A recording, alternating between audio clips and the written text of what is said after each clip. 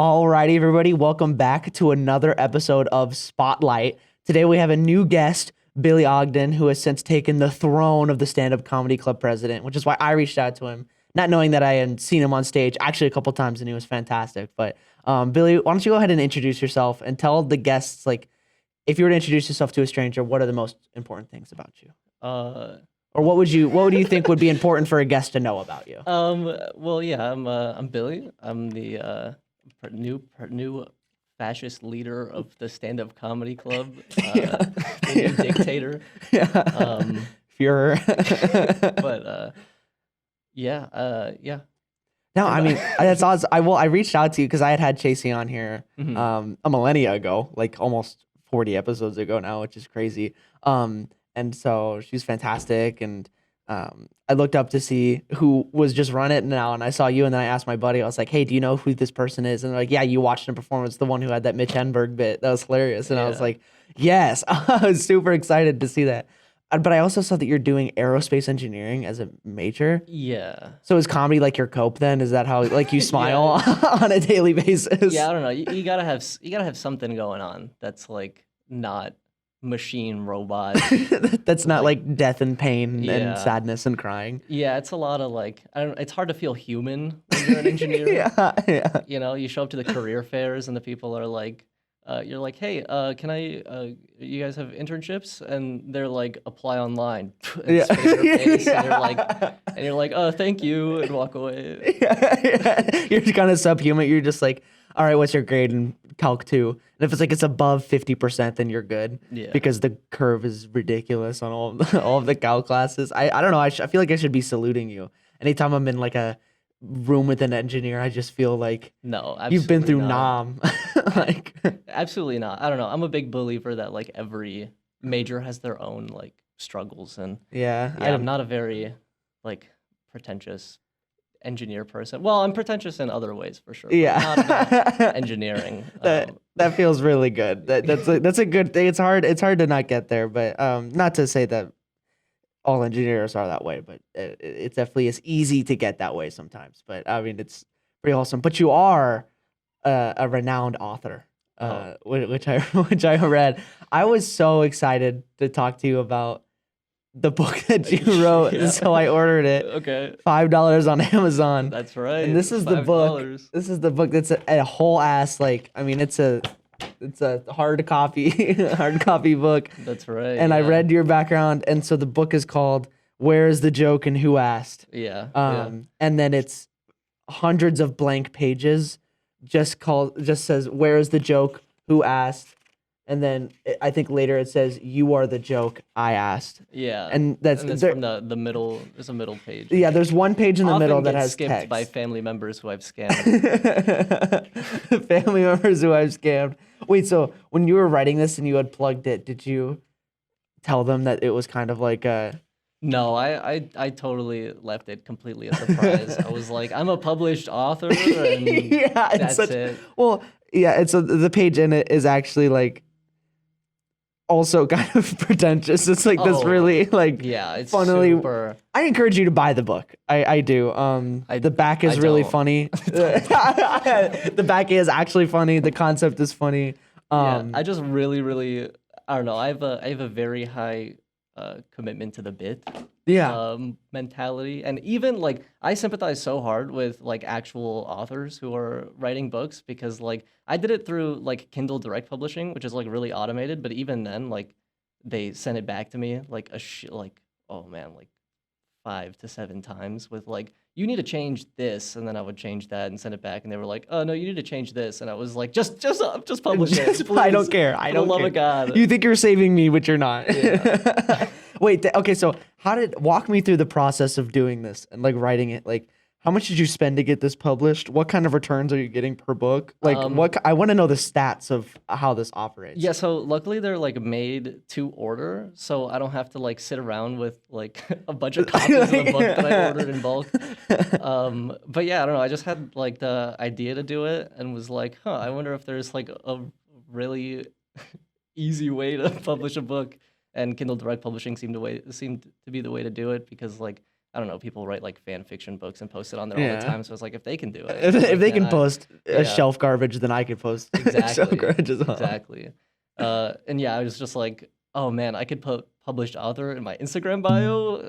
Which is Hell so yeah! sick, which is so funny. It's actually like so great. It's such a good bit. Thank you. Wait, Thank and you. so then what do you make from this? Do you make like $1 every time someone I buys tried to it? make it as cheap as possible, but as soon as it was like, what profit margin do you want? Like money signs lit up in my eyes a little bit because I was originally like, oh, I'm not gonna like it's gonna be like the cost to make it, Yeah. but I make $1, one crisp dollar Ooh.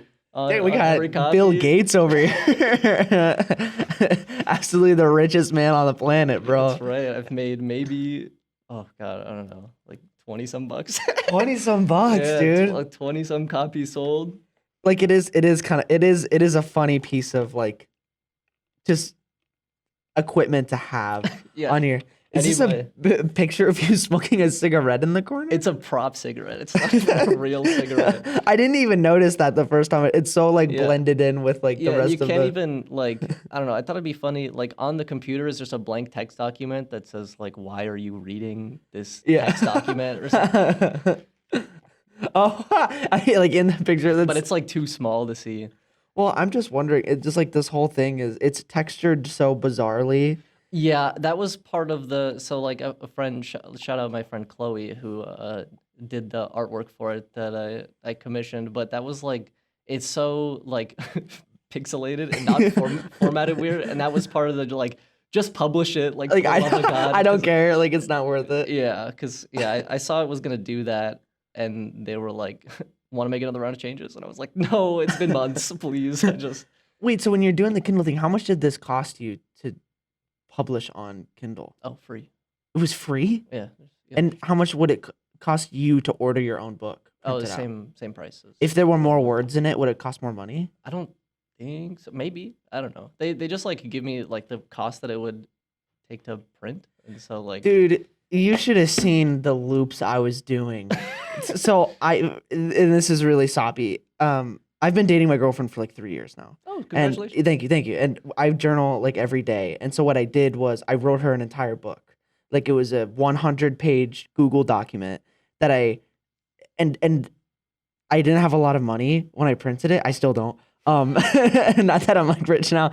But what I did is I literally printed it off using like the free printing in my dorm. Like I printed off every page like left and right, cut each page out individually, and like taped it to some like. It was the most manhandled. It took me hours. It was the most stressful thing I've ever done. And you're telling me I could have printed it for free and then bought it for like $6? Well, I mean, I guess maybe if there's more words in it, it might have been more than $6. But like, yeah. But also, you have to like run through all the hoops of like, you still probably had to do true. all the formatting and all the, Yeah, that's also that's also like, true. Like this piece of shit took me like maybe like 3 months to do. Like it was like, Oh yeah, that's crazy. Yeah, you're very right. Well, I was looking up like publishing that'll do the formatting for me. It was like, yeah, you could probably do it for like $300. I was like, what are you talking about? Yeah. It's like it could not take that much money. it is like a fun prop to have. Like all my friends who buy it, I like sign it for them. This is my personal signed copy. Yeah, It I has was a nice wondering. message on there. Dang, I you can gotta read. next show that I see you at. I'm going up on stage. Like I'm gonna have the like Alex and the other sub members like try to like push me down like when I get on stage as if I'm some like diehard fan who's coming to like kiss your feet or something. And I'll be like, please, can I get an autograph? Please, please. I'll be flailing your book around. That'd be good. That's what I'm doing. That's Yeah, what I'll I'm give you doing. a nice personalized message. Yeah, you know? yeah. Well, this is great. I mean, this was super funny when I bought it, and I bought it, and I was really excited to read it, but I was almost happier that it was a joke in itself. So Yeah. like both is good. But I It's saw like, that you. ooh, I don't have to read like 200 pages. of Yeah, yeah. I was like, I was some ready to shit. study up, but I haven't Yeah. read in a long time, so Really? it's sort of taking a minute. But when you said that you spend time writing, do you actually write like unrelated to this, or do you mean writing material and stuff? Yeah, well, most of what I write is material. For, Okay. Yeah, other than like engineering reports. And Yeah, shit. you're sneaking in a few like wits in there. Yeah, maybe if I can tell like over time that a professor like isn't reading like the reports that I send in, I'll usually like slide in a couple reality checks for Yeah, them. yeah, just a test, some tests. Yeah.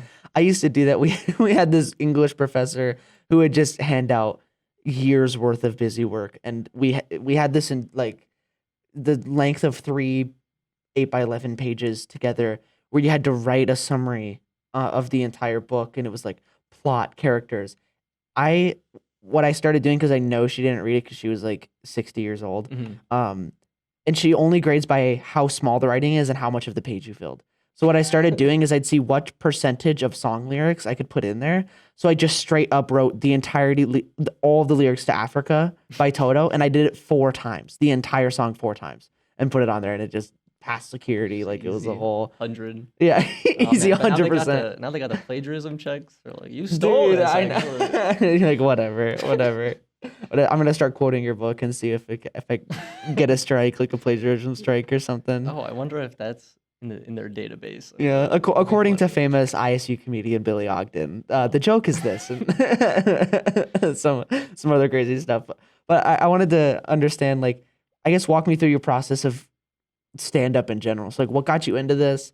What gets you along, and then how'd you become like president? Just, I guess, your whole story of doing Oh stand up. man, so starting stand up, I don't know, I've always been like a big like comedy fan and I've always sort of been like writing jokes here and there and I was like, oh, I wonder what, the best for, I guess I'm writing these, I should put it out, like what's the best form to do this? And it felt like stand up was probably a good one and so I started doing it like here in college after writing jokes for a long time and I guess the process of writing it we can get into, but then yeah, I just started doing it and well, I joined the club first because I was interested. I was like, oh, other people in my age are doing this. Let's see what that's about. And so I made it to a couple meetings one semester, and then I didn't go because of scheduling conflicts. And then like a year later, I came back and started coming regularly, and they gave me the right amount of pressure to like get up on stage, which is so fucking scary every time. It still sucks. But but yeah, I just started doing it and got a little more involved in the club. And then when JC graduated, we sort of like looked around, and I was like, all right, I'm the guy, I guess. Yeah, everyone's looking at you Yeah. to halter the reins and get on the horse. And so it was kind of more like an opening thing, or do you think your end goal was always to teach, or like, I guess teach, but lead people in this club? Like, was that something you had ever considered that you would do, or was it kind of like going with the flow? Over time, it was a lot of going with the flow. Like over time, I was like, oh, I could, I could see how this is done. Like, I would watch like previous presidents and Chasey do stuff, and I'd be like, oh, okay, so running a club like the stand-up comedy club goes a little something like this, and I could add my own little flavor by doing this other thing, and I started to have a bunch of ideas, and then as soon as like I was elected, I was like, oh, now I really have to do this. And then all the ideas vanished. Yeah, immediately. You're like, I'm no longer a creative person. Yeah, And so exactly. what are your plans with it? What are you bringing to it? And I guess, like, what do you do for stand up? Because when I talked to Chasey, it was a carcass of a club because most of the people had left, or there was like a weird Yeah, like, I feel like a lot of that was from like COVID. Just a Yeah. lot of like a lot of people who were running clubs that I had talked to saw a dip in members, and but I always feel like there's going to be some interest in stand-up comedy, so I was never really worried about it dying. And then if it did die, it'd probably come back or something like that. But who knows? But but yeah, what was the question? what do you again? what yes, no, it's okay. What are you doing like with the club? So what are your plans? What does the club do like on a meeting if you're organizing this? Yeah, so we each meeting we come in, we watch a professional stand-up comedian do like a 5-minute set, and maybe we watch a couple clips from them, and we sort of talk about like what do we like from them, what do we not like from them, what do we like notice from them doing it, what can we learn from them, and then we like go over a little bit of bookkeeping, like we plan a couple shows throughout the semester, and we try to give as many opportunities for our members to like go to open mics and that kind of thing. So we try to keep our finger on the pulse of like where those things are happening, whether it be in like here in Ames or Des Moines or wherever. And then we have a little like joke writing session where we get into little groups, and someone will bring a sort of premise forward, and they're like, hey, I've got this joke and I was thinking of taking it in this direction. What do you guys think? And people add their thoughts, and it's a good way to a lot of people are in stand up say that like the only way to know if a joke is gonna work is to do it in front of people. Yeah. But like you can kind of half know if it's gonna work by Yeah, doing you can get some of the like, stinkers out of the out of just a the way. little bit, yeah. Yeah. You get a general idea of what's going on. For some reason, it feels like for me getting in a small group and then describing my joke would be more stressful than getting on stage and doing it. I don't know what it is. I think like getting a reaction that's up to interpretation from an audience is easier for me than like, nah, that's just not funny, dude. Like if someone's like, I don't get it, I don't think so. I think that would just hurt so much more than like, okay, not a lot of people laughed at Yeah. this. We try to be a little more positive. Yeah. Yeah. We try to be a little more like, I don't know if there's anything there. Yeah, Like, yeah, not like, bro. I don't know why you ever thought that would be funny. what is wrong with you? Oh, what was that? Yeah. You kicking people out of the comedy club for not being funny enough? Okay, and so that's super awesome. I guess what are you trying to provide to this group? So I mean, like, where do you think your strengths are, or where's your understanding of comedy in general? Oh man, big question. I don't know. I've just sort of always been like an avid watcher of comedy, so I've listened to a lot of the podcasts and seen a lot of specials and that kind of thing. So I feel like I've got a good idea of like uh, maybe not like the history, but like I've got a good portfolio of stand-up comedy that I've watched, and so like when we're picking clips for the day, I'm pretty quick to like, oh, we can watch this guy, we can watch this guy, and that kind of thing. But as far as like club stuff goes, it's sort of like um, I feel like I'm providing a little bit of just a little more structure, maybe. I don't know. I'm trying to branch out a little bit, talk to other people, have a better relationship with the student union board. Apparently, there was beef a long time ago. I don't know. Are you I crazy? wasn't there for that. Yeah. I think maybe when you talked to Chasey, she maybe talked about that, or maybe she talked about I don't know some other drama. But I'm too new to know. Yeah, Any I of say it's the kind. I think it's the kind of clean slate. I think I've heard of that before, but I don't think it was ever that deep. Like it was just like Yeah. I got one like email that was interpreted like not very well or something like that. I don't remember exactly what it was, Yeah, but maybe I don't think it was I ever like something crazy. like most issues between two groups, it was probably Yeah, miscommunication. yeah. I think that's my understanding of it. I don't know it super well, but Yeah. um, But also, I think it'd be really cool. Like, I'm trying to branch out to the Grandma Mojos, which do improv, and maybe it'd be cool to set up some kind of event for that kind of thing. Trying to get us into better like venues for our shows, like doing the maybe doing like the music theater hall that they have for um, what's the music department room. They've got like the concert hall. Or, the Mark or not Simon Estes Music Hall, but in the that first room right to the left. I know what you're yeah, talking about. yeah. Yeah, that like yeah, But then also our first show of the semester is going to be in the M Shop, which is just a good classic. great venue. So that's exciting. We had previously done them in like lecture halls. So like the first 15 to 20 minutes was like getting the audience over the hump of like, you're not learning, you're laughing. Yeah. So just like being in a place that's designed to make you laugh is, I think, much easier than Yeah, or it has like a the slightly place better you, vibe. yeah, the and- place you have PTSD from Calc too. Like Exactly, yeah. it's different. It's different. Well, I mean, I think all those are super awesome ideas, and it'd be really exciting to be somebody who's starting to do stand up, and you have all these plans of like, okay, we're gonna branch out and do some new stuff and go new places and just make it easier.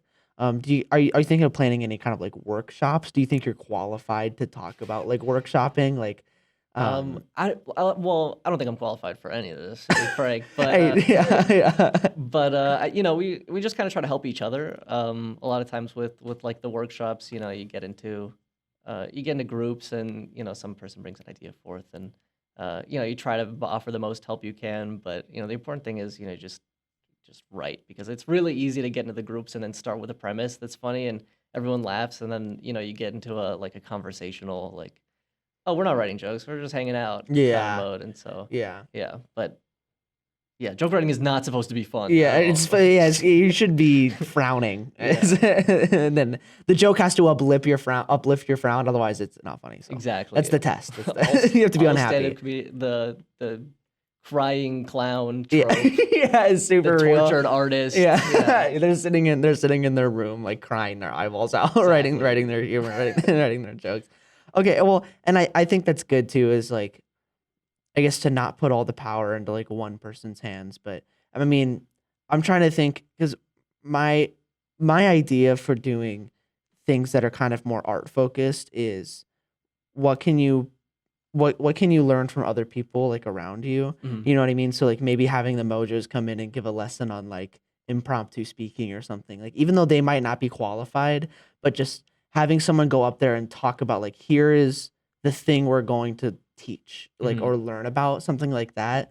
Um and so I always thought that would be an interesting idea. But I guess as far as what you've learned from watching a bunch of people do stand up online and stuff, I guess what are some of your like tips or like if people are starting improv, some things that they mess up, or I guess we'll start with what are some of what's or some tips you have for doing stand up? Um, I don't know, like, um, write down your funny ideas because I don't know. I think the only real difference between someone who writes jokes and someone who doesn't is the person who writes jokes. Like, they like I think everyone has funny ideas that pop into their head, and some people have like a really like mystical kind of view on like where the funny ideas come from, which is kind of they come down to you from the eighth Yeah, or yeah, something. But yeah, I think if you just write them down, and then like look at them later, and then just think about it for like at least 5 minutes, where you're like, why was this funny to me? What else can I add to this? That kind of yeah, thing. That's like the big thing because so many times you'll have a funny idea, and if you forget to write it down, you're like, ah, what was that? And then it's just gone. It's like you cannot get it back yeah. ever. That's a Um, super good idea too. yeah, so like for everyone that's in the club and anyone who's interested, I just sort of recommend have like a little notes app on your phone that like if an idea pops in your head, just quickly whip it out and do that. Or I like to do the analog setup, so I like the pen and paper.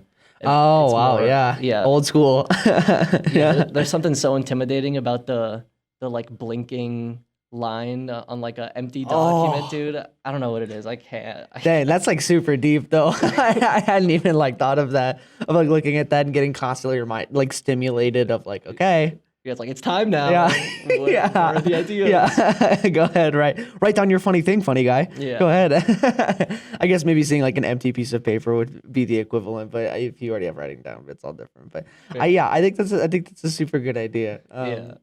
And It's- are you telling people this like at your club and stuff? Or are yeah, you like yeah, generally like for okay, sure. And let's everyone there sort of has their own like device. And, like no one like really has it figured out, so it's all like super, you know, different people will do it differently. hmm So it's like, I've got my sort of process that I go with, and as much as that, like I can tell people my process and tell them like, oh, here's what I do, and try to do that. It's like, for other people they need a different process, or some comedians say they write on stage, which I think is crazy. I have to have it down to the word like a day before and like yeah. read it to myself in the bathroom and cry for 30 minutes and then Yeah, yeah. yeah, like people who are like, I've got an idea, I'll figure it out on stage. I'm like, Yeah, what? crazy, That's crazy. crazy. It's Yeah. based just like a solo improv set Yeah, at that point. exactly. Which, big props to like people doing improv because Yeah.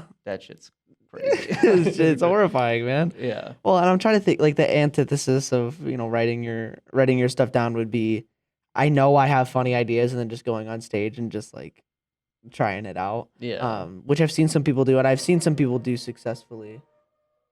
That was like harmonic Oh to my my God. voice I it felt felt. like That felt like it was singing with I me. thought a song just started Yeah, playing. I thought music was playing. It was like a gorgeous chair screech sound. But some people go up there and just raw dog the stage and just like, okay, here's what I'm doing, and then they just, without writing anything, just start spewing out. And it takes confidence. But I think what I find is that enables stage fright. I think so much more, especially Yeah. for like an intro level person starting up, and it's like you're either going to be really scared or maybe not giving out the best material that you have.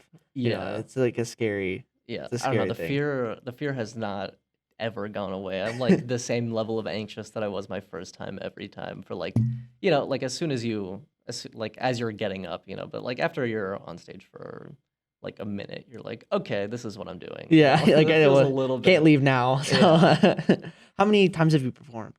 Um, I've sort of lost count, but at least 25, maybe Wow. more, Wow. roughly.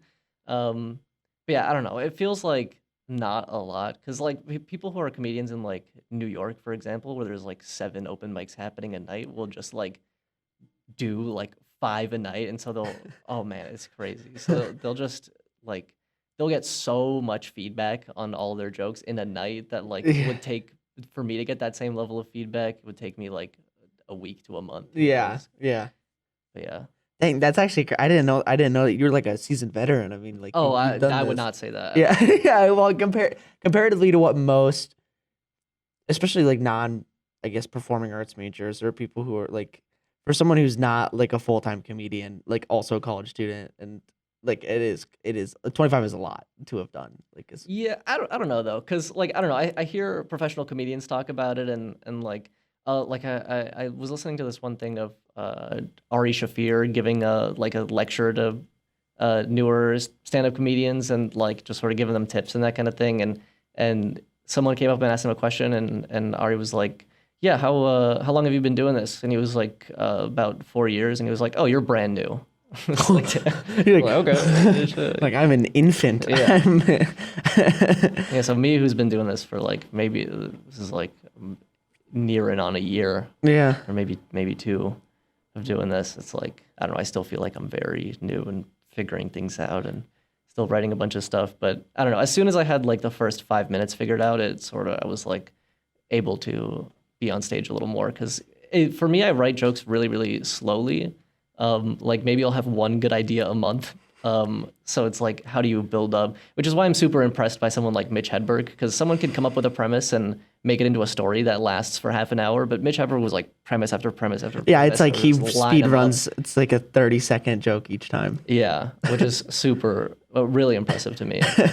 But yeah, so then, once I have enough material for like 5 minutes, I can go up and try different ways, different cadences, different like order. One of my favorite things to do with stand up is like the structure of it. Like, oh, what am I going to start with? What am I going to do? And like as you're figuring that out, you're like, oh, I can make a callback here. And oh man, I love callbacks because I don't know, it makes me feel like I'm more of a genius than I am because then if you're an audience member watching someone do a comic or watching someone do a callback, you're like, he had this planned all Yeah, along. yeah. And It's I was kind of like, yes, I did have it planned Yeah. all along. Yes, yeah. And so you'd kind of told me a little bit about what your process is, but like walk me through like your direct process. Where are jokes normally coming from for you? How often are you writing them down? How do you workshop them, and how are you making the entire thing? So like walk me through your process of what happens before you do a stand-up set. Oh man, I don't know where they come from, but It's probably a question for God, I think. Yeah, but- maybe. But yeah, so I'll have some funny idea or premise or connection or that kind of thing, and I'll write it down, and then I'll sort of like workshop it, write around it for a little bit, and figure out like write down everything possible that like different directions it could go, that kind of thing, and then I sort of settle on one, and then I figure out like, oh, how am I gonna say this now? What direction do I want to take it with how I'm gonna say it? Like, is it gonna be like an impression of something? Am I gonna I don't know, do some big reveal type thing? Am I gonna say it really dry? And so I'll figure that out. I'll say it a couple of times alone to myself. I'll bring it to the club and sort of run it by a couple other people. And if they're not like, that fucking sucks, dude, I'll try it on Yeah. stage. But yeah, so on stage, I've got sort of like a list of sort of, I've got some material that I know works relatively well. So what I'll do is I'll typically like work in maybe like new jokes would be maybe like 20% of my set, and then so I've got like, so I know I'm gonna do okay, and but yeah, I don't know, it just gets so crazy to tell the same jokes over and over again. It like, I don't know, after a while, I heard Mark Maron say something that's like so true. He said that like you tell the joke so many times that you like don't think they're funny anymore, so you tell them and then people laugh and you're like, why are you guys just being nice? Yeah, like is this actually funny? Yeah. Yeah.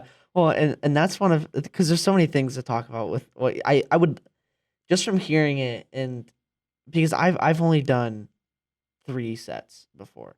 Like so With the I musical comedy yeah, I stuff, did the or music one and then I did I did the music one, I did a normal stand up where I just wrote straight up normal stand up. oh, awesome. And then I did one where I had my friends write awful stand up.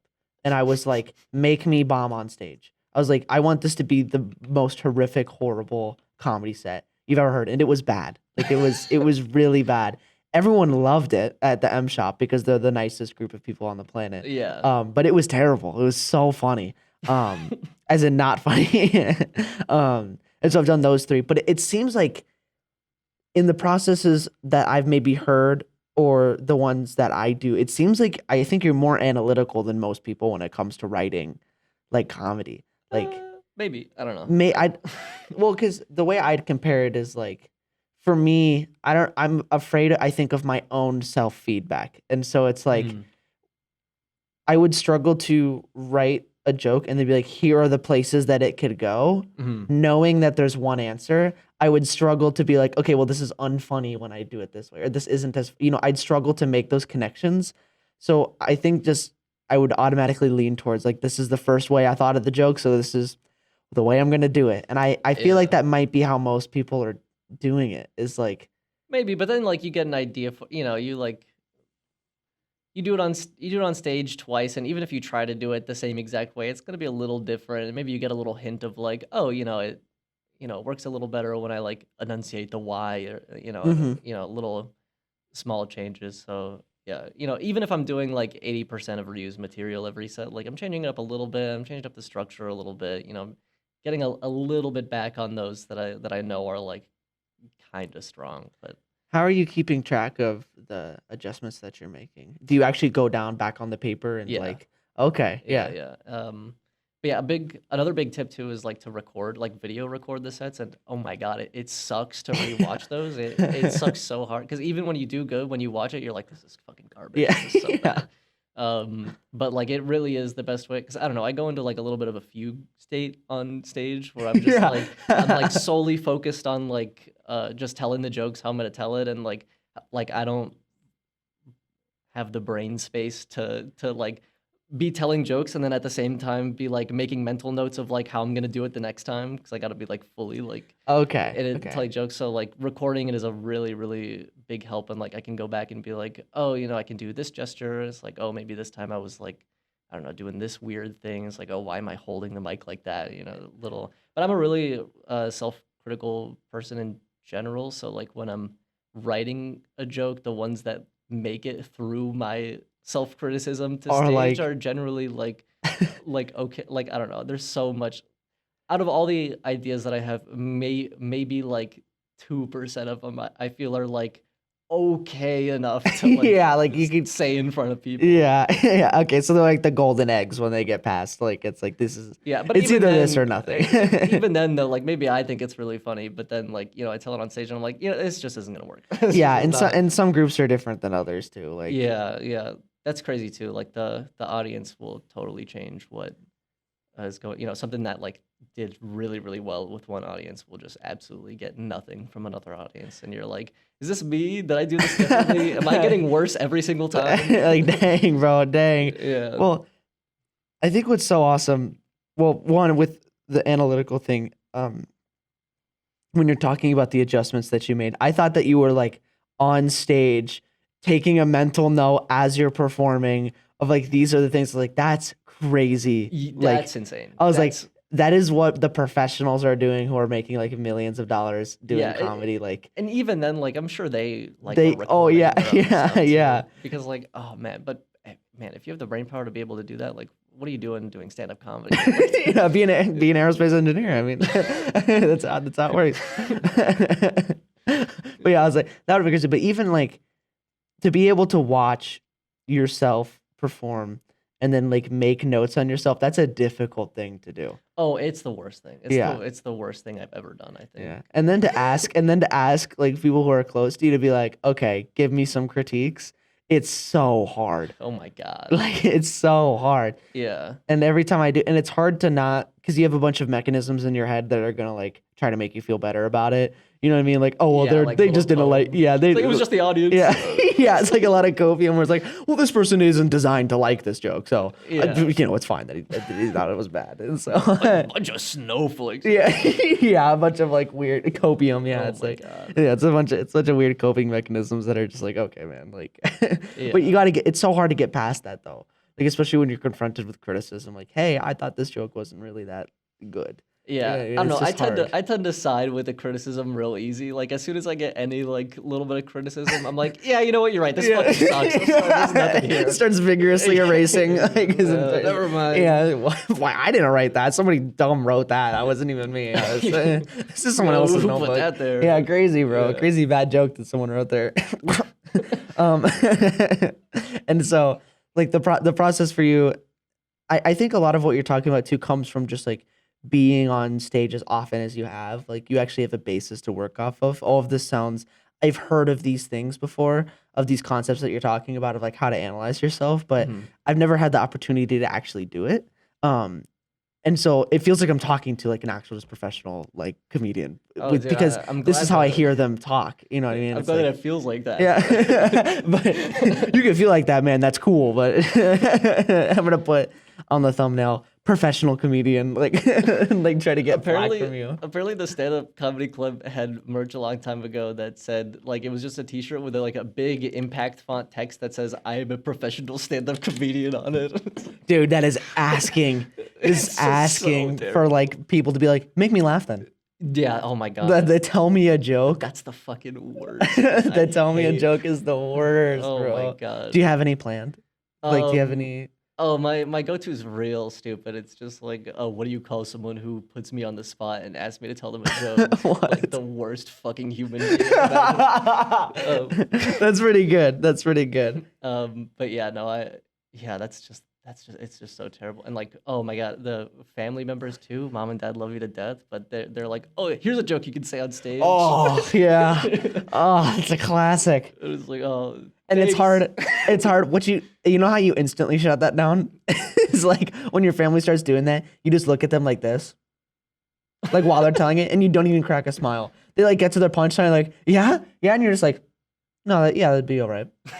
And they'll never tell you. They'll never tell you any joke again. Oh no, they keep trying.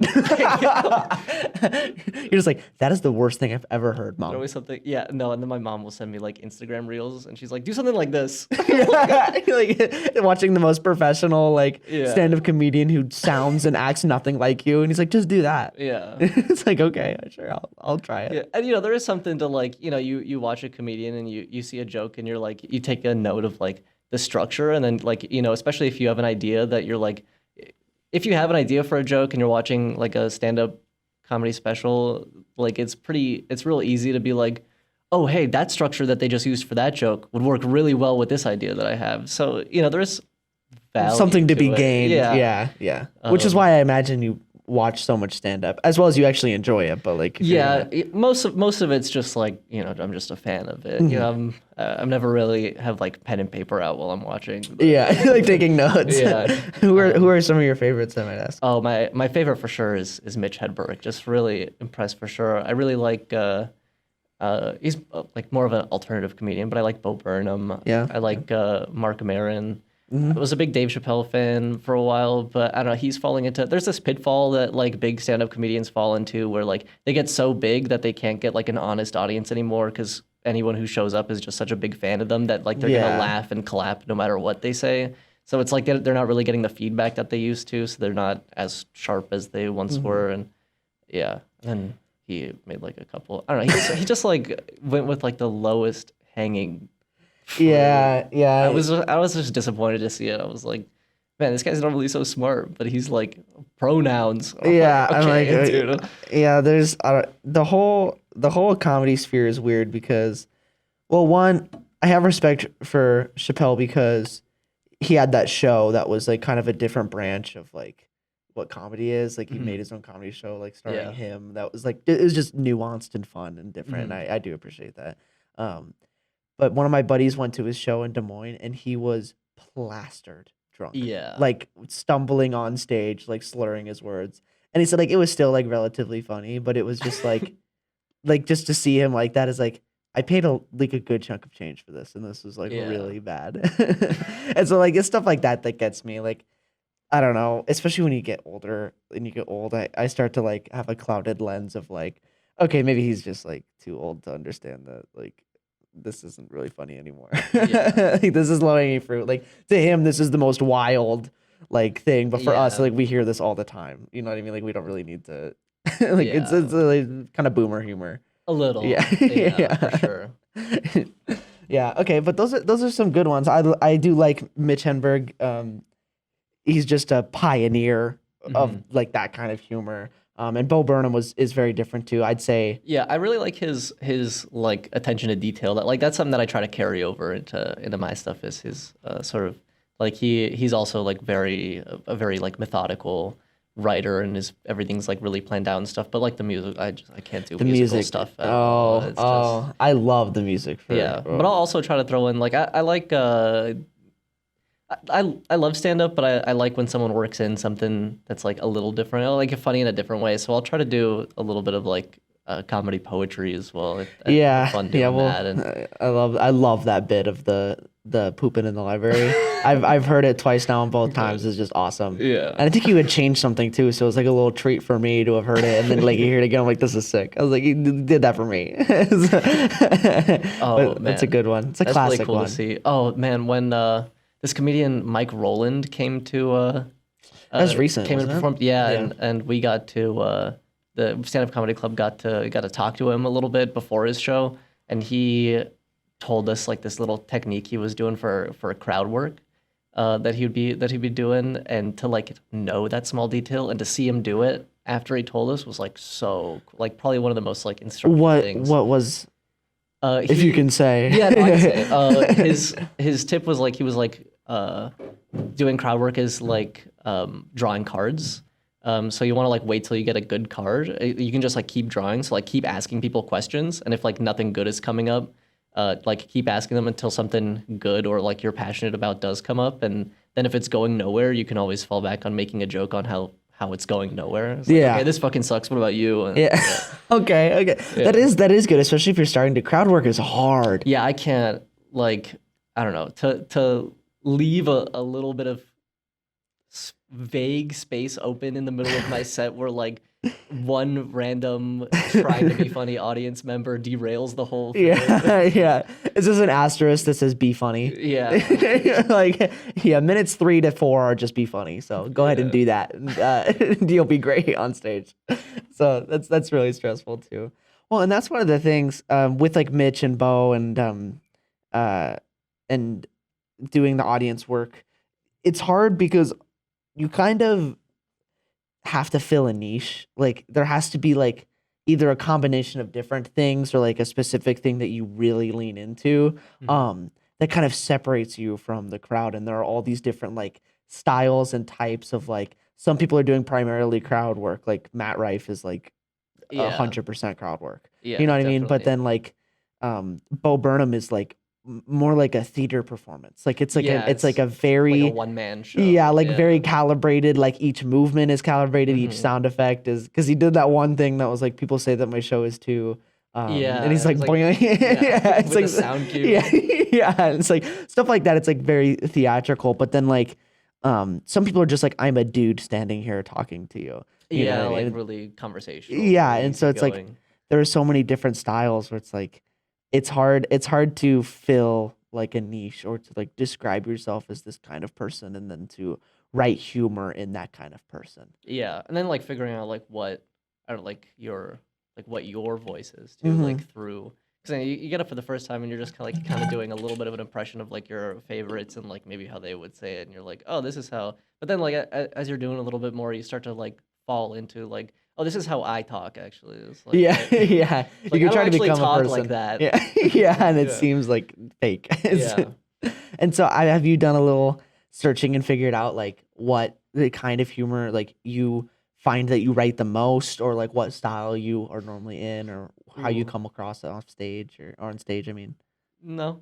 okay, hey, It's that and just- that take I would say I'd imagine that takes time or like what you're Ye- looking for. yeah, I don't know. I don't know. Like I like I like to watch like dark humor stuff, and when I say that, Yeah, all I right, was when I gonna say ask you that, about this.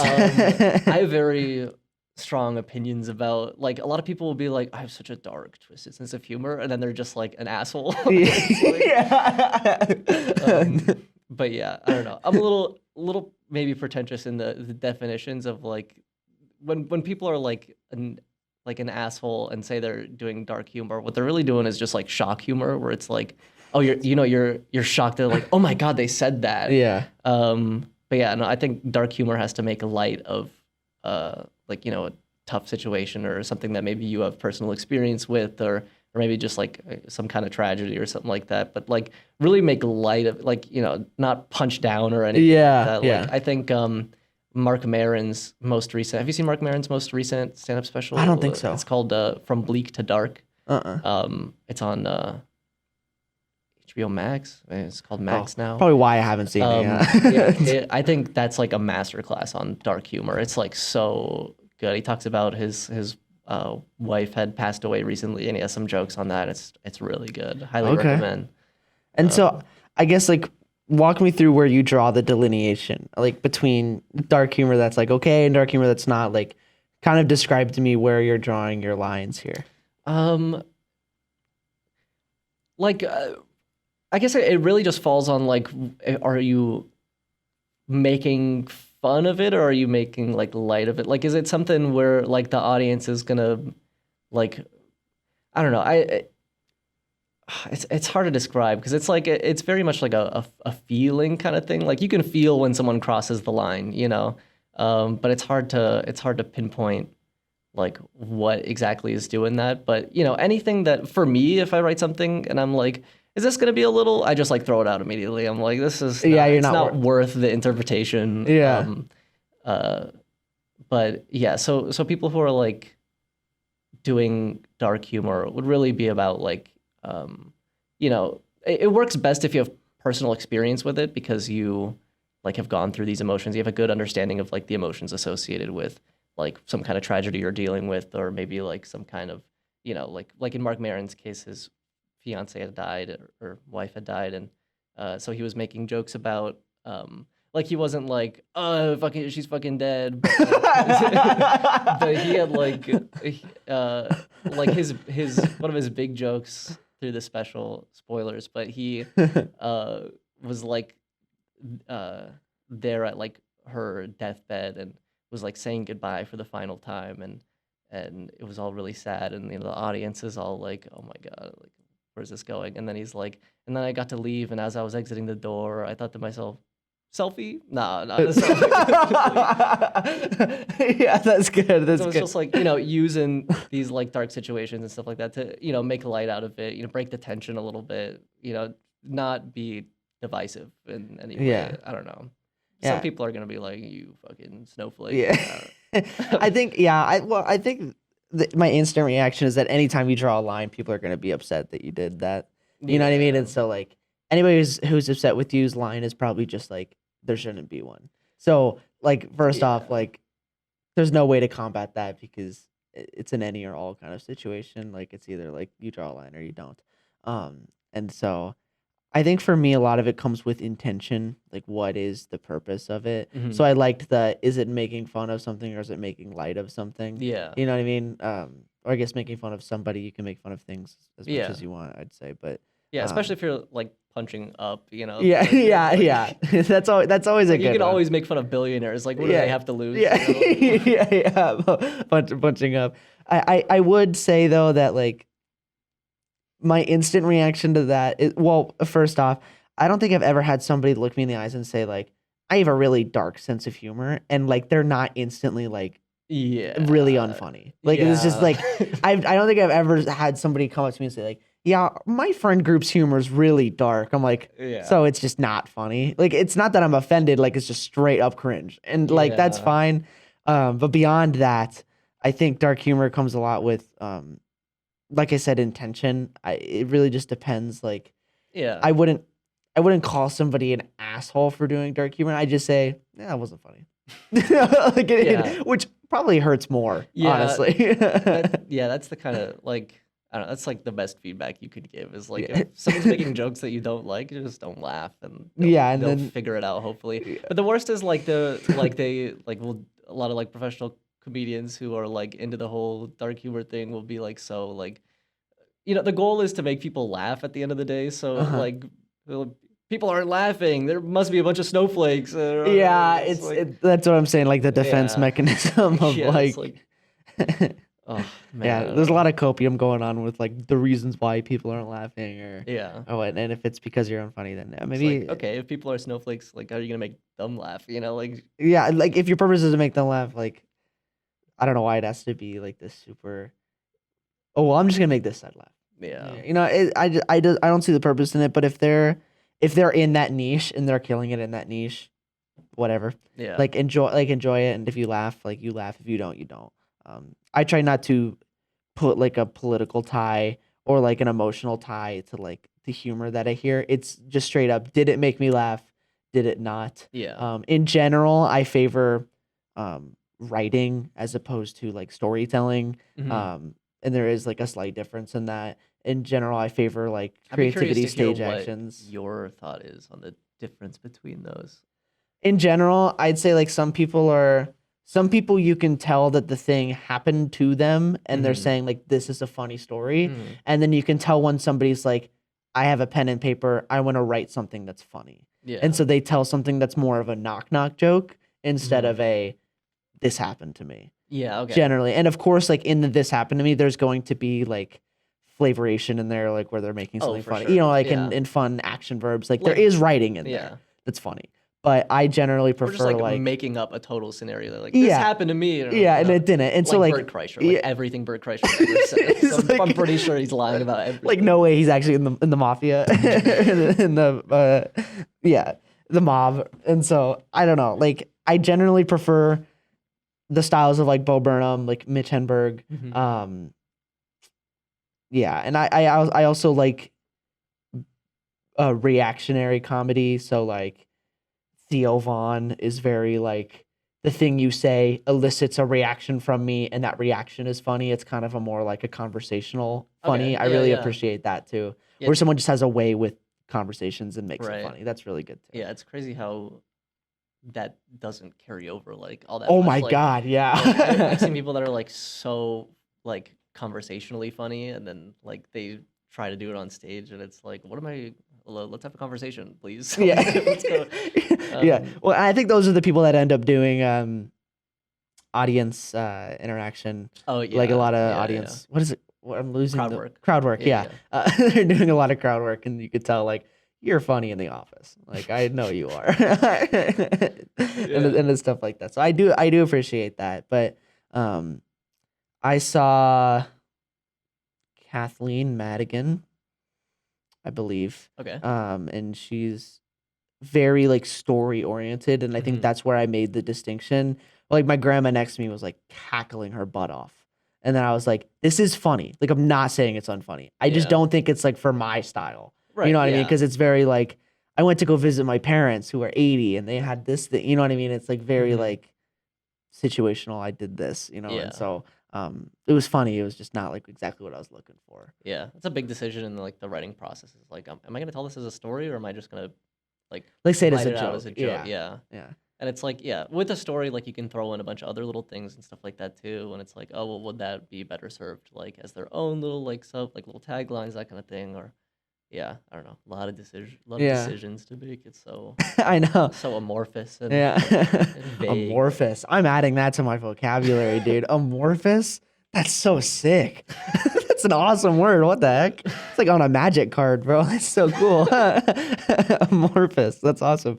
I wanted to get your opinion on the kind of like the current state of what it means to be funny. And so like I think stand up is becoming not as important as Hmm. like comedians doing podcast and seeing like 5-minute clips Yeah. or like TikTok That's a big comedians or skits and That's a stuff big like thing that. too, because like especially with like earlier I mentioned that like somewhere like in a big city that's got like open mics every night.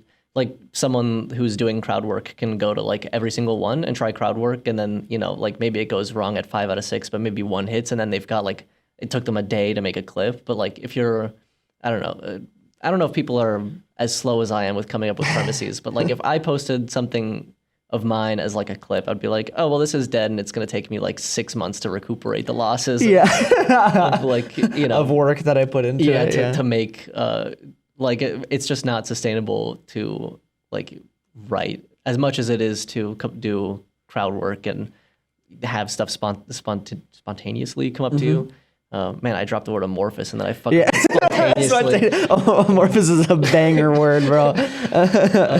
But yeah, so there's like this rise of like, people have to come out with content like daily or weekly or whatever. So they're just doing what they can do to come up with content quickly. And so like podcasts and crowd work are emerging as more and more. But I think like stand up as a whole is sort of I mean, it's like every art form, it's constantly changing. But I feel like right now it's in a really interesting period of change where you can see like a bunch of different comedians doing like making different interesting decisions with like set design or like how they're presenting it, or like like Norm Macdonald during COVID deciding to do all the last material that he had before he was going to pass away, like in a Zoom call, and like his dog was barking in the background, or like Bo Burnham's Inside, which was like totally isolated, or like Hassan Minhaj's King's Jester is very like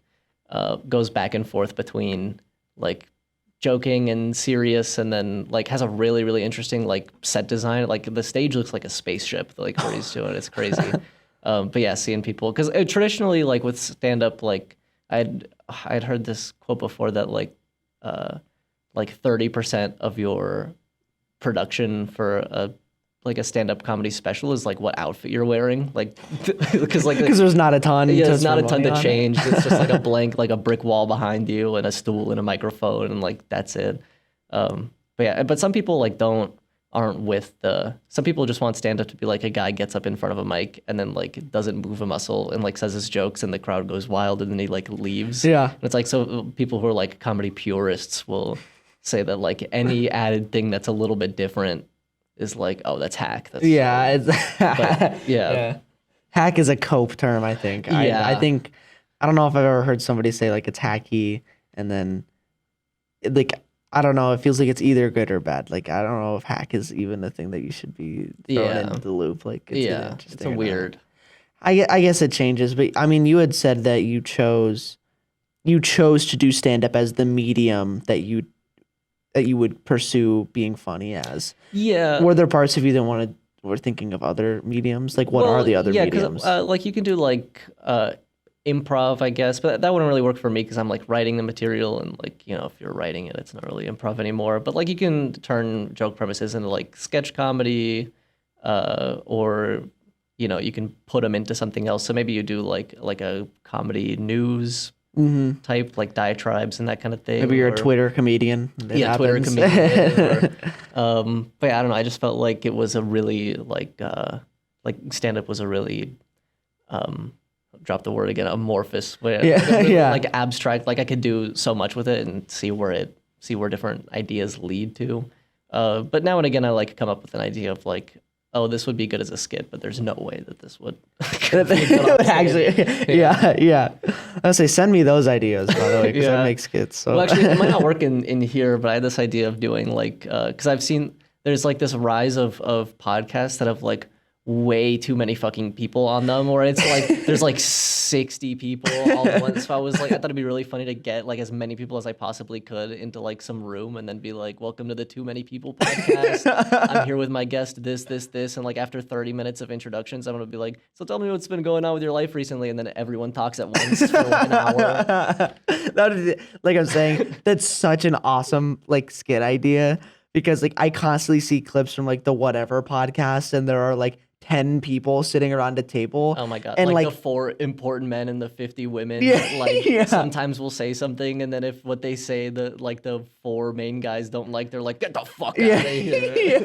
Well, and it's like, it's so congested that there's like one person and then a person in the window and like another person. I'm like, there are 4 mics and 10 people. How did you think that this was like?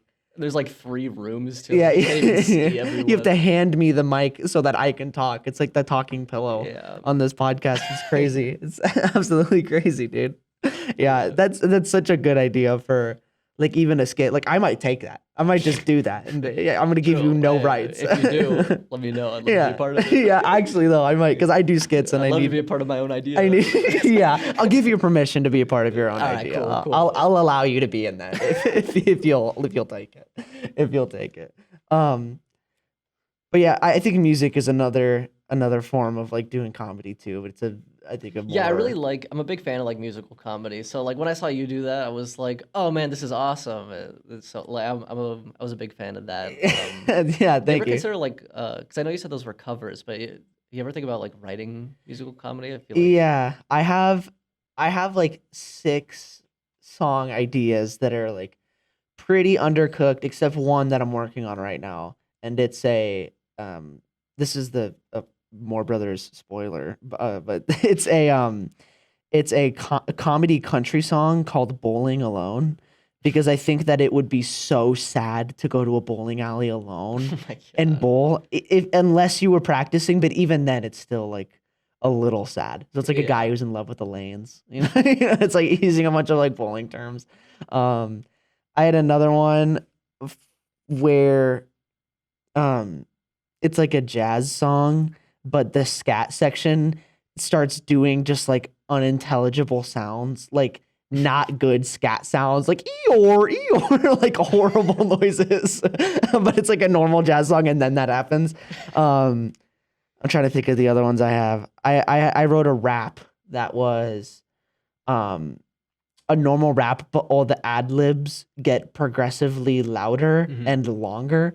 So like an ad lib becomes an entire sentence where like someone is just doing a whole other bar or like and then during that he increasingly mumbles. So by the end of the song it's just unintelligible like random lyrics and sounds. It's just stuff Yeah. like that that's like more on a producer's end. I'd never Mhm. do it on stage. Like Yeah, it'd be something that's definitely. like on my Spotify account. Like it's just Yeah. this song. But stuff like that. But other than that, I haven't really.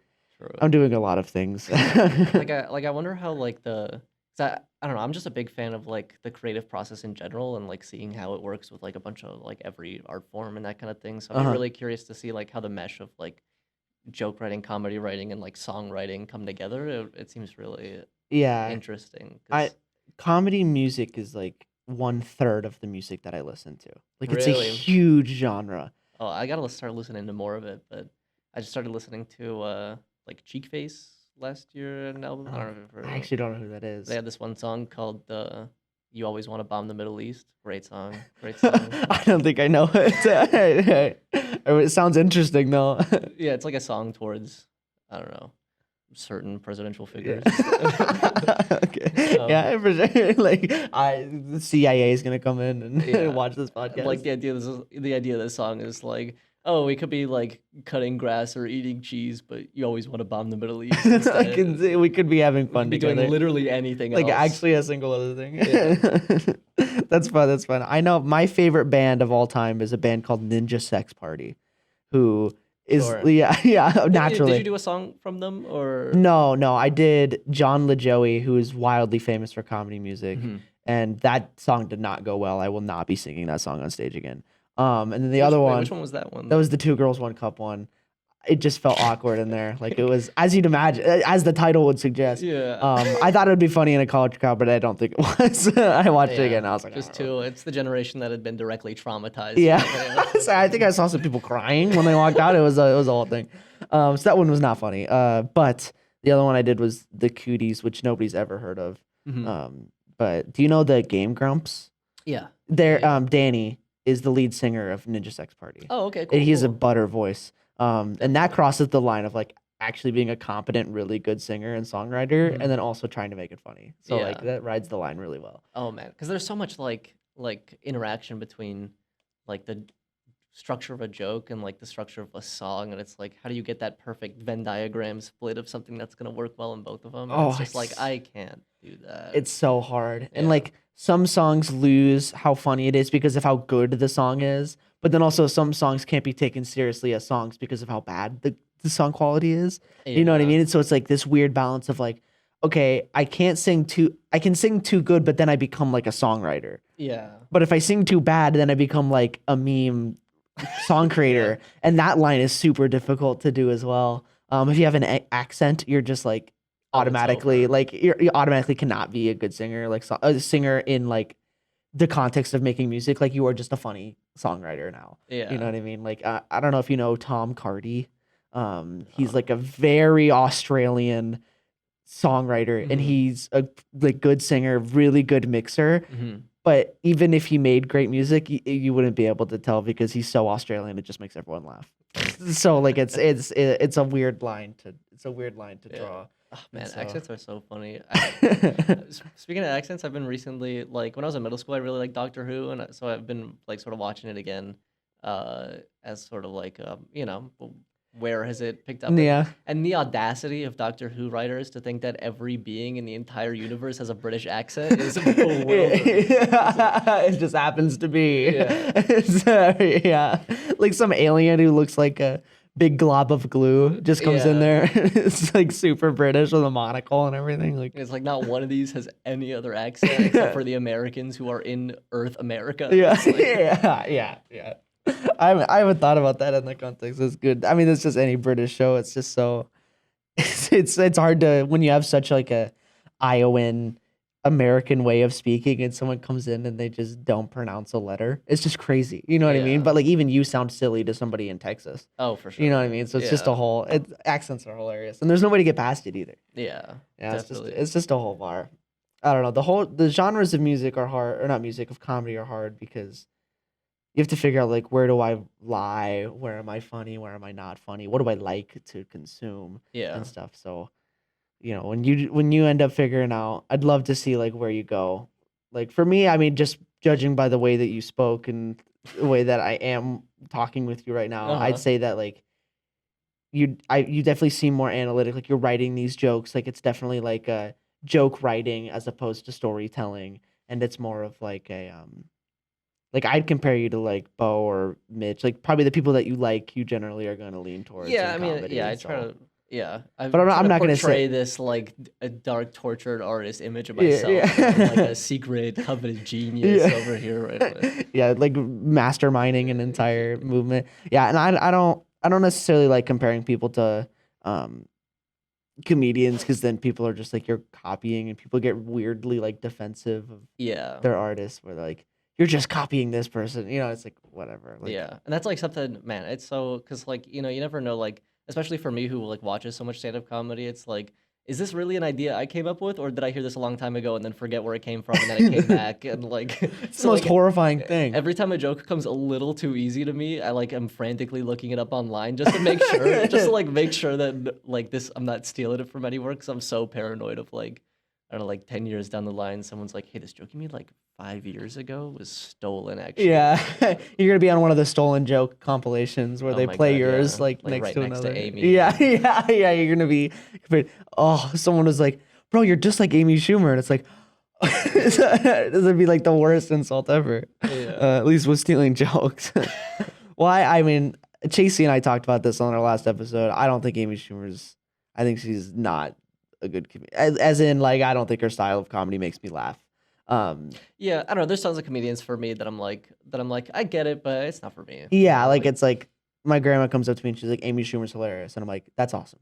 You know what I Yeah. mean? So I wouldn't say like she's a bad comedian. I would just say she does not make me laugh. Yeah. And if Like I wanted to have an unfun time, I'd probably watch Amy Schumer. yeah. But I don't think that's like necessarily that's not an objective view of comedy. It's Mhm. just like it wasn't not for me. Yeah, I mean it's all art at the end of the day. Yeah, and that's what As it's gonna be. as silly as it is, a lot of times thinking like, oh, like stand-up comedy, it's an art form. It sounds a little pretentious, but like, yeah, I mean, like any art form, there's gonna be some that's better with some audience and some that's not, and so like, it's hard to sort of like find your audience and then also, try to please as many people as possible. Yeah. And it's like if I'm getting up to a open mic, like I want to make them laugh, but if they're not like of my style of humor, this is gonna be tough. It's gonna be a rough one. Yeah, yeah, and it's gonna be unfunny. Yeah. Do you have any stinkers that you have on hand? Some jokes that you did on stage that just like I'm not doing that again. Oh man, not that I can like remember off the top of my head, but there's like some that I'll like think are kind of ready, and I'll do them on stage, and I'm like, this is like the word you used under was like undercooked, or Yeah. is like such a good word for that because it's just like, oh, this needs more to it. I can't just. So I was trying to work through this one idea of um like, oh, I have a really positive outlook on life. I don't donate money to, or I don't like donate money to homeless people. I don't do any of that. I instead give a handsome tip to highly committed street performers or something like that. It's Like just very specific. yeah, it's like the idea of like seeing homeless people as instead of homeless as like performance actors who have their like guitar box open. It's like this is a bit, guys. Yeah, But, no, it's I'm just not stupid. not a monster, guys. It's yeah. I wouldn't say it's stupid. Like I said, I think it just needs a little work. Where I thought you were going with that is you're gonna say like I'm a really positive person. I don't give money to the homeless because I'd like to think that they don't need it because because I'm just so positive. But I don't know. I like I said, the joke writing is hard, and like you do it, and you're like this is like the baseline idea and assumption. Yeah. And it's like And then like even with a joke like that, it's like okay, now I'm like by making that joke, I'm bringing up the homelessness problem. And it's like, do I want to talk about that? Okay. yeah, and that's a whole other thing. Yeah. See, that's where I get into like this line of, like with what you were saying about dark humor or like being an asshole. It's so hard once you start restricting yourself as to what you can and can't talk about. Like it just makes the writing process more difficult, which for some people is like a good thing. But for others, I think it's a whole line where you're like, okay, well, I you might overthink things that maybe shouldn't be overthought, or you might be restricting yourself to like a higher level of comedy because you aren't taking like those leaps. Do you ever think about that sometimes? Like Uh, that you might be holding yourself back? maybe, but I tend to like to play on on the safe side of things, Hmm. especially with, the landscape's always changing. So like, who knows, even something I'm doing like right now, very well managed. Like nothing I really, none of my jokes are really like, I don't know, like, I don't think they could be seen as controversial in any way. I don't know. You saw me perform. I don't think so. Yeah. Unless someone pooped in a library and Yeah. they're like, But did he hear? Did he know? yeah. If someone poops in a library, no one's there to hear it. Yeah. Did they actually poop? Yeah. But God, man, even saying that, it sounds so dumb. It's like, oh, the pooping in the library joke. No, it's good. Well, and Yeah, it's like, that hit a line of creativity as well. Like, Mhm. let's say for some reason that's just not a funny thing. Like the fact that you wrote poetry and it rhymes and it like flows off the tongue and it tells a story like with a punchline. It doesn't have to be funny for that to like elicit a clap and like a smile. Because it's just like good Yeah, I guess. content. Like, Yeah. it's just good content. Unrelated. Even if it wasn't done funny, but it is funny. And Yeah, so I like the poetry because it gives me it gives me a pretty easy like structure to go off of. So instead of like having an idea first, then it's like, oh God, how am I gonna tell this? Yeah. Instead, it's like, oh, I want to do a poem with like this kind of structure, and it's like, all right, like I've got an idea for a poem, I've got like the structure lined out. It's a lot easier to like start getting into it, like because then you can pretty immediately like settle on the one structure and write it out. Whereas like you're with a joke, you write it out in like 5 different structures or something like that, and you're like, maybe none of these are gonna work actually. Yeah. Or like even just saying like how am I gonna speak this? This getting an idea down that's so solid that like I have to obey the rules of poetry. Yeah. Like that just helps motivate, I think, so much. So that's Yeah. why it's a good joke too. And it like nobody else was doing poetry on stage. So like that's that niche. You know what I mean? Like instantly you had provided a niche that other people weren't doing.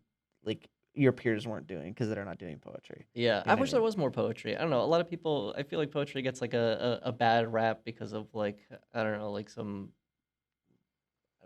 politically charged slam poetry from Yeah. 2016 or Yeah. something. But, like, Yeah. but I don't know. I like poetry a lot, and so it's like I don't know. Every time I'm like, oh, poetry comedy, everyone's like, oh god, roll their eyes like poetry. Hmm. But I don't know. It's a cool art form, really, playing with words and breaking the rules of like sort of what is typically done with words in general. I don't know. It's just like words. It's very very. I don't know. This is so boring. Well, no, I agree, and that's why I think it's good. That's what I was saying. It has like objective value unrelated to being funny because it is just like it's writing. It's a piece of media. It's a thing that you actually like did. It Sure. because most people don't interpret stand up as a written thing, Mhm. and so this is just telling you like, yeah, I wrote this. Like this is written. Yeah, It and that's is like a lot scripted. of the image of stand up is like I'm just a funny guy. I'm gonna come up on stage and to tell you some jokes off the cuff. Yeah, But like like every single one of those guys has like gone back and like meticulously done the crafted. same jokes hundreds and hundreds of times. Like by the time something is a special, like they've done it. They've had to have done those same jokes in front of a crowd at least like at least 100 times, like Yeah, if not more. Man, which is just crazy. Saying the same thing 100 times is nuts. yeah, it's terrible. It's There's so something I funny. wanted to say about poetry. I wrote poetry my junior year of high school. I because I was in like I don't know, like the advanced read like ELP or whatever it Mhm, was. We had to put in stuff for a writing contest. mhm. And so I wrote the most pretentious poetry and I put it in there and it won like 3 awards. And it Oh, was like swag. purposely really pretentious. Like I had dictionary.com, like every word was replaced with the most complex version of that word that you could come up with.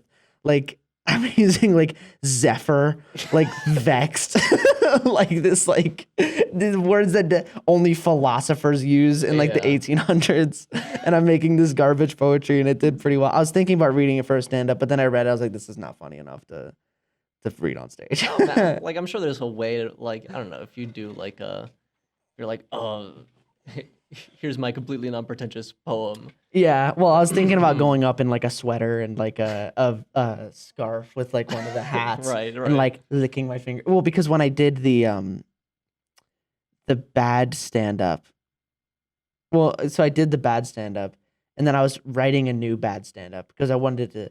My humor is satire. I love Mhm. satire. Sure. And so like I wanted to dress like really overdress myself and like wear glasses and have note cards and then like write a bunch of stage directions. Like as I get on stage, I trip or like, and as I'm reading, I drop all my note cards and I have to like scuffle them up and I'm like frantically like moving them in and out, like playing a character. I was gonna make Yeah. my voice slightly nerdier and just like play a person and do it. You know what I mean? And so I was thinking of that, but I could maybe do that with the poetry too and do like the Yeah. satire character who like thinks that he's like the most philosophical for I don't know, but it's all in the works. This is all like coming up, coming up for the Elijah's saga of comedy that he's Real. Well, I'm doing. So excited to see it. yeah. I think you should come to the stand-up comedy club. I think you might like the environment. I think I would too.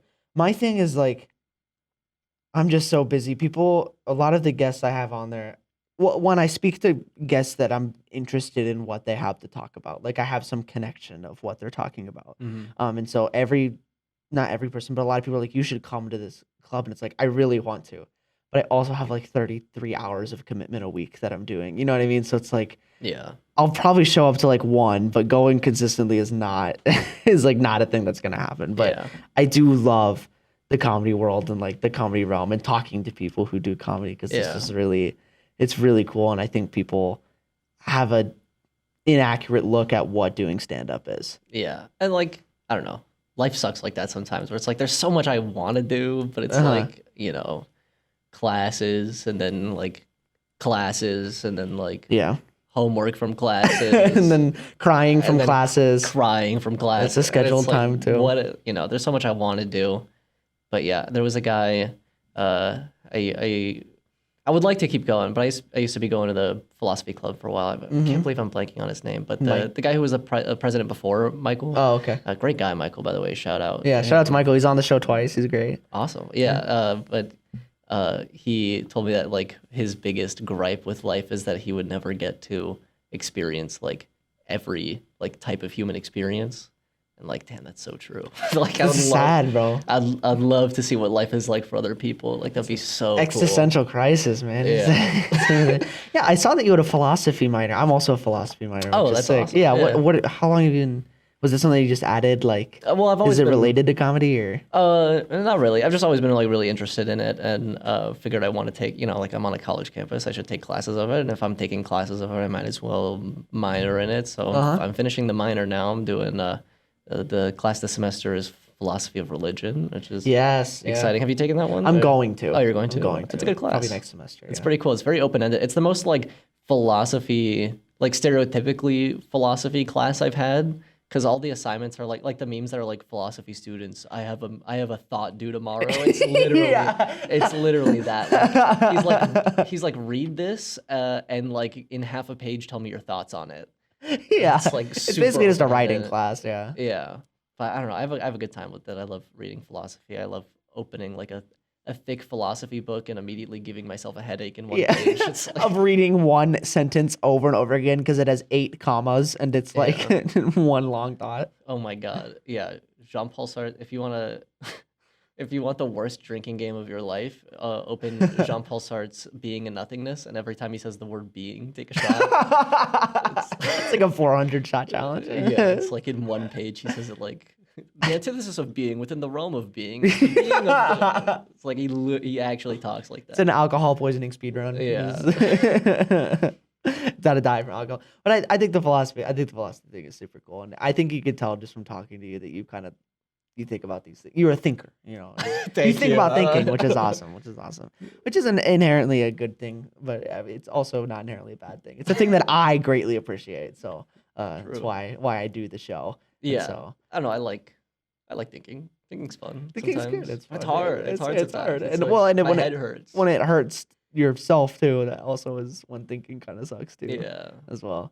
Well, and I love doing this show because I get to have these deep conversations about the things that I'm interested in.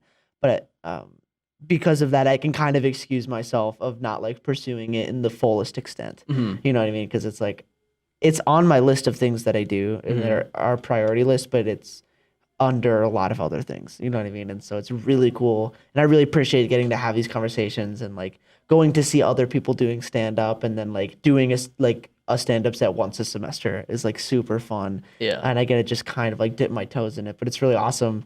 I did this show. I started doing this show because I wanted to talk to people who are pursuing the things that I like to their fullest extents. That's And cool. like you're doing that right now, and I really appreciate that. Like you got to like walk me through some of the things that you do and talk about like when you're doing Yeah, man. comedy. Glad, It's glad to super hear awesome. that. It's super awesome. And that's awesome that you've started this and you're doing this whole podcast thing. I mean, the amount of times that I've heard like a dude be like, "Oh, dude, I gotta start a podcast," and like not Yeah, do it. every white dude, it's Yeah. like a part of their blood. It's And I like, gotta do me it. as well. Like, I don't know, I had this other podcast idea where it was like the idea of it was like it'd be a podcast of it would be like each episode would be like a close friend, and the point of the angle of the podcast is that I don't promote it and we're talking to no one and it's just an excuse for me to talk to the people I love. It's Like, for an hour you don't and a half. even write anything. Like Yeah, it's just like recording conversations, really intimate, Yeah. unintelligible to the naked eye because they don't know any of your stories. Yeah, exactly. That's good too. Well, yeah, Yeah, this is just an excuse for me to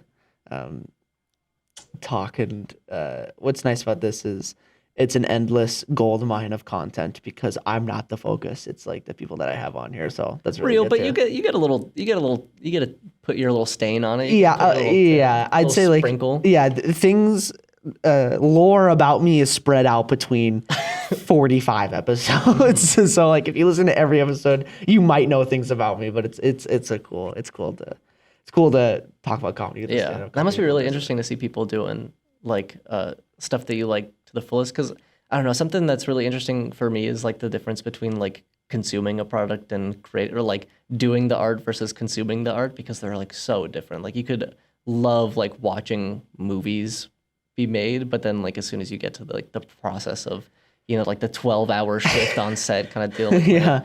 My partner that I've been with for 4.5 years now is a film major, and I've gotten to see them go to film sets for like a 12-hour night shift where it's like just the worst thing. Like, yeah. Oh, and Man. then you're like sitting behind the computer editing for like 12 hours to get one scene done, like Yeah. a 3-minute scene. Yeah, so. they're probably editing right now. Yeah, that's exactly what I'm talking about. Yeah. It's like it's crazy. The whole film thing is awesome, but we're running on like an hour 20, which like flew by. True. How so. much? How long do these usually run? Do you try to like keep them to like like an hour, or they just go hour as and long as you hour and a want? half is about where I'm like, okay, we need to, Yeah. we need to. But like I originally started like 45 minutes to an hour, and then every episode has been like well above an hour, like an hour Yeah. 15. So like I just have True. I to- mean, you get people started on the thing they like to talk about, and it's like there's no end to it. it's the most beautiful thing. I mean, yeah, everything I've said here today, like, I'm sure if any of my friends listen to this, they would have been like, here he fucking goes again. yeah, yeah. So Yeah. I'm just glad I get to give you an opportunity to talk about the things that you like. I think that's super Yeah. sick. So And hopefully, like, if someone sees this and then meets me, they'll be like, oh, you just say the same 5 things over and over again. It's your entire personality. It'd be Yeah. so sad. I doubt it. Well, it was awesome having you on, Billy. I like to give this as an opportunity for you to plug your club, plug the things that you enjoy, anything you want people to watch or do. But you kind of just get the final words on this Oh, show. sweet. Okay. I'll do a little bit of plugging. Or look at the camera, look at you. Do I make Whatever this you more want to do. normal? That's me over there. Look at yourself. But yeah, we've got a couple stand-up comedy shows this semester. The first one's going to be at the M Shop October 25th from 7 to 9 p.m. That's coming out very soon. When is this coming out? Is this coming out after this probably? Yeah, it's gonna be a Never long mind, time. don't go to that one. It's too late. But look for undecided date for our second one. There's going to be one in December as well. So That'll be the one. Look out for that. And also go watch my partner's YouTube channel, Awaken the AM, video essay stuff. I have a little bit of contributions on some of those things. That's sick. There's a Over the Garden Wall video essay that I had a big hand in that's coming Okay. out pretty soon, which Yep. is pretty cool. So go check that out. And come watch me and laugh. Awesome. Well, it was great having you on, Billy. Yeah, great to be here. man. Yeah. Thank All you. right. I'll see you. See you around.